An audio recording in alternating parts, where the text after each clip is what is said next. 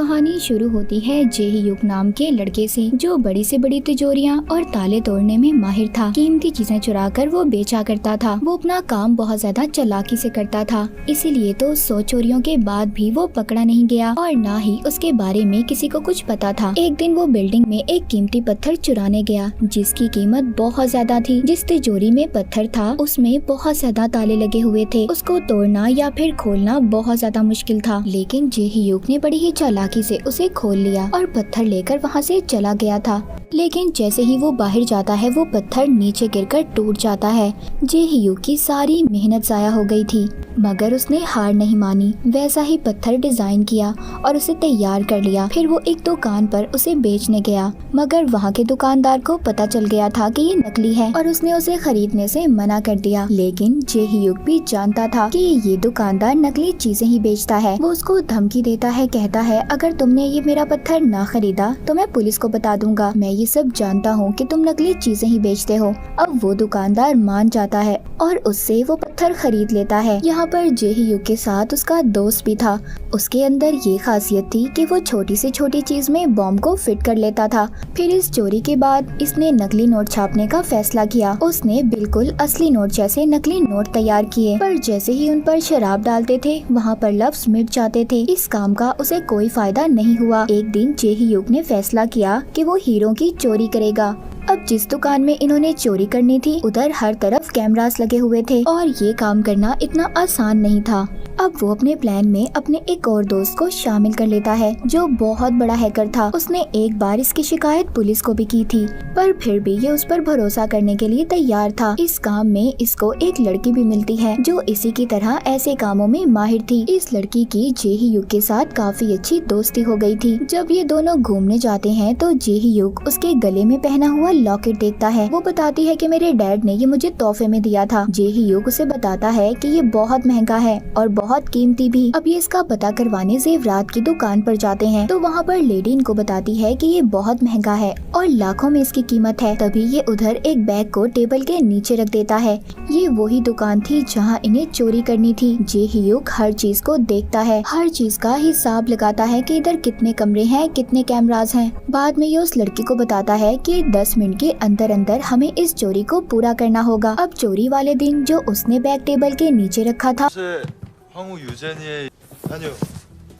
उससे धुआं निकलने लगता है और सभी गार्ड उसकी तरफ भागते हैं। उधर जेहीयुक का हैकर दोस्त सारे कैमरास को हैक कर लेता है और उसने तिजोरियों के भी सभी अलार्म को बंद कर दिया था। मगर जितने वक्त का अंदाजा इन लोगों ने लगाया था उससे पहले ही गार्ड आ जाते हैं। पर जेहीयुक का दूसरा दोस्त गार्ड्स का ध्यान भटकाने के लिए वहाँ गाड़ी का शीशा तोड़ देता है। अब उन्होंने चोरी तो कर ली थी, जिसके बाद जेहीयुक और उसके दोस्त बहुत खुश थे। सभी जश्न मनाते हैं। जब हीरो के मालिक को इस बात का पता चलता है कि उसके हीरे चोरी हो गए हैं तो उसको बहुत ज्यादा गुस्सा आता है, पर उसको इन चोरों का काम अच्छा भी लग रहा था क्योंकि वो हैरान था। उन्होंने अपने खिलाफ एक भी सबूत नहीं छोड़ा था। हीरो का मालिक जिसका नाम जो था वो बहुत बड़ा बिजनेसमैन था और साथ ही साथ बहुत बड़ा गैंगस्टर भी, यानी एक बुरा इंसान था जिसने बहुत से लोगों को मारा था। वो खुद भी बड़ी चोरी की तैयारी कर रहा था, इसीलिए उसे ऐसे ही शातिर चोरों की तलाश थी। उसने बहुत बड़े बड़े चोरों को ढूंढा और यहाँ तक तिजोरी खोलने वालों का टेस्ट किया, पर कोई भी उसके काम के मुताबिक नहीं था। अब जो फैसला करता है कि वो इन्हीं चोरों को ढूंढेगा जिन्होंने इसके हीरे चुराए थे, यानी कि जेहीयुक और उसके साथियों को। अब उसके आदमी उन्हें ढूंढने में लग जाते हैं। वो हर हीरो की दुकान पर नजर रखते हैं। आखिरकार जो के आदमियों को जेहीयुक का पता चल गया था। अब जो उसके पास जाता है और कहता है कि तुम्हें मेरे लिए चोरी करनी होगी, जिसके बदले में मैं तुम्हें 5% कमीशन दूंगा। अब ये मना तो कर नहीं सकते थे क्योंकि वो इन्हें धमकी देता है कि अगर उन्होंने इस बात से इनकार किया तो वो इनकी फैमिली को मार देगा, क्योंकि वो बहुत ही खतरनाक गैंगस्टर था। जो बताता है कि 150 करोड़ से भरा हुआ शिप आने वाला है, पर जहाँ पर ये शिप आकर रुकेगा उधर दुनिया का सबसे अच्छा सिक्योरिटी सिस्टम है। 석상이 조사장님 보고서 드리는 말씀인데 अब जो इनको वहाँ जाने के टिकट्स भी देता है। अब जे ह्यूग भी चोरी के प्लान में लग जाता है। ये उसकी सबसे बड़ी चोरी थी। उधर दूसरी तरफ जो जे ह्यूग के हैकर दोस्त को बुलाता है और ज्यादा पैसे देकर उसे खरीद लेता है। कहता है कि तुम्हें जे ह्यूग पर नजर रखनी होगी, क्योंकि जो को डर था कि वो कहीं इसको धोखा न दे दे। उधर दूसरी तरफ पुलिस भी अभी तक हीरो के चोरों को पकड़ने की कोशिश कर रही थी, पर जल्दी पुलिस को पता चल जाता है कि उस दिन दुकान में बैग जे ह्यूग नहीं रखा था। ये उसके घर का पता करके वहाँ पहुँच गए थे, जहाँ पर जाकर इन्हें पता चलता है कि जे ह्यूग की अगली चोरी कहाँ पर है। और इन्हें ये भी पता चल गया था कि जो जैसे बहुत बड़े गैंगस्टर से मिला हुआ है। उधर जे ह्यूग और उसके दोस्त पोर्ट बंदरगाह पर पहुँच गए थे, जिधर शिप आने वाला था। उधर जाकर सारे सिक्योरिटी सिस्टम को हैक कर लेते हैं। अब जे ह्यूग अपने दोस्त से कहता है, क्यों ना जिन पैसों को हम चोरी करेंगे उनको अपने पास ही रख लें। 조사장이 우리랑 한 약속.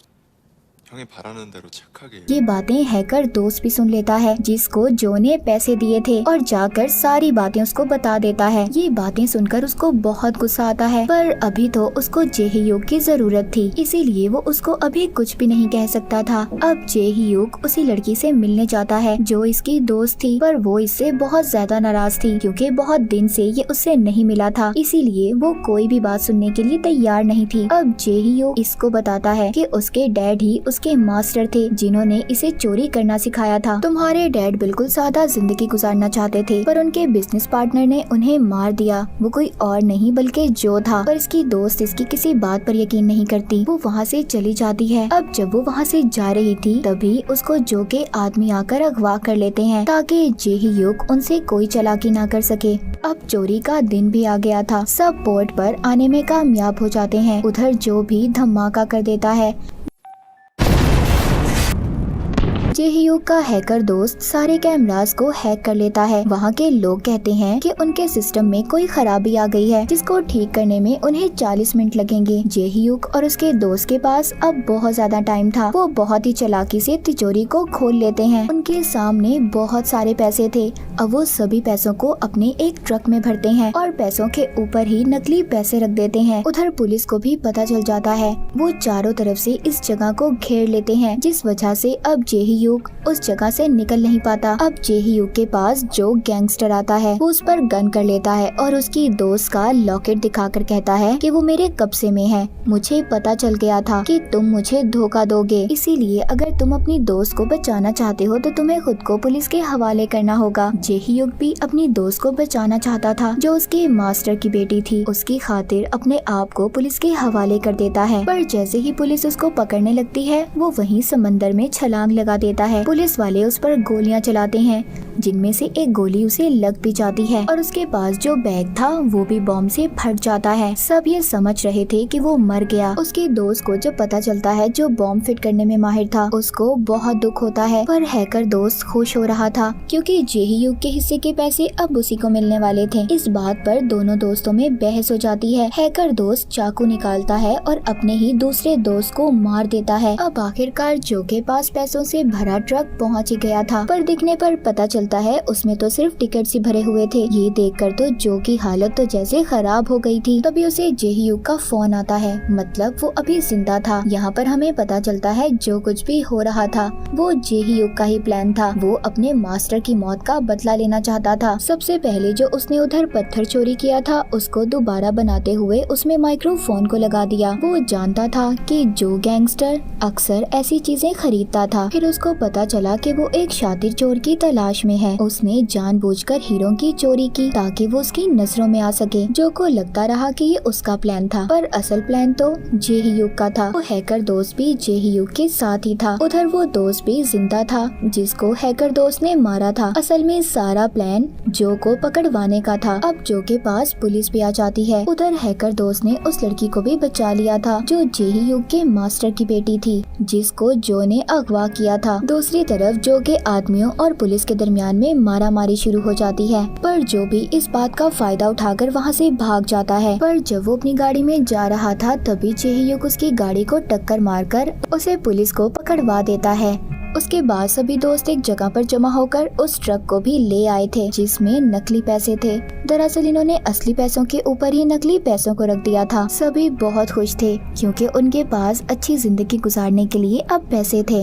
अब जाहिर है जे ह्यूग ने इतनी बड़ी चोरी की थी, इसीलिए कुछ दिन के लिए ये गायब हो जाता है। एक दिन ये उस लड़की के पास भी पैसे भेजता है जो इसकी दोस्त थी, इसके मास्टर की बेटी थी। अब वो दुबई में थी। ये उन पैसों से अपनी आर्ट गैलरी शुरू कर देती है जो इसका सपना था। ये शुरू से ही ये करना चाहती थी। वो म्यूजियम में अपना लॉकेट देखती है जिसके पीछे जे ह्यूग ही खड़ा था। ये अब अपनी दोस्त अपने मास्टर की बेटी को पसंद करने लगा था। अब ये उधर ही अपनी दोस्त के साथ खुशी खुशी रहने लगता है और इसी के साथ ये मूवी यहीं पर खत्म हो जाती है।